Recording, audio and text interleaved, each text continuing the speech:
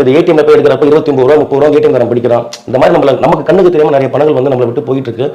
இது நம்ம யாரும் போயிட்டு சரி 200 300 தானே போனோம்னு சொல்லி பார்க்குறோம். ஆனால் ஒரு ஆள் கிட்ட 200 ரூபானா இந்த இந்தியாவில் வந்து பேங்க் அக்கௌண்ட் வச்சிருக்கிறவங்க பார்த்தீங்கன்னா 75% பேர் பேங்க் அக்கௌண்ட் வச்சிருக்காங்க.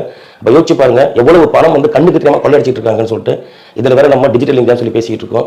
ஆனால் இது வந்து ஒரு பின்புலம் இல்லாமல் இதில் விஷயங்கள் நடக்காது. இதில் நிறைய பேர் சம்பந்தப்பட்டதுனால தான் இவங்களை நம்ம பிடிக்கவே முடியல இந்த சைபர் கிரைம்னால. இதில் வேற அந்த நண்பர் வந்து என்னுடைய நண்பர் வந்து அந்த நம்பர் வந்தது இல்லைங்களா, அந்த நம்பர் கால் பண்ணி கேட்டிருக்காரு. அவர் சொன்ன வார்த்தை உன்னால என்ன பண்ண முடியுமோ பண்ணிக்கணும், எங்க போய் போலீஸ்ல கம்ப்ளைண்ட் பண்ணாலும் பண்ணிக்க, எங்களுக்கு ஒன்றும் பண்ண முடியாதுன்னு சொல்லிட்டு திமுறை வேற பேசியிருக்காங்க. இது பெரிய ஸ்கேம் போயிட்டு இருக்கு. தயவு செஞ்சு கொஞ்சம் அலர்ட்டா இருங்க. மொபைல் போன் முடிஞ்ச அளவுக்கு வந்து உங்க மொபைல் போன்ல வந்து பேங்க் அக்கௌண்ட் நம்பரோ இல்லை உங்களோட பின் நம்பர் ஏடிஎம் பின் நம்பர்லாம் வந்து சேவ் பண்ணி வைக்காதீங்க. அதெல்லாம் பண்ணாதீங்க. உங்க அக்கௌண்ட் நம்பர் இருந்தால் இமீடியட்டா வந்து டெலிட் பண்ணிடுங்க. உங்க பின் நம்பர் இருந்தால் டெலிட் பண்ணிடுங்க.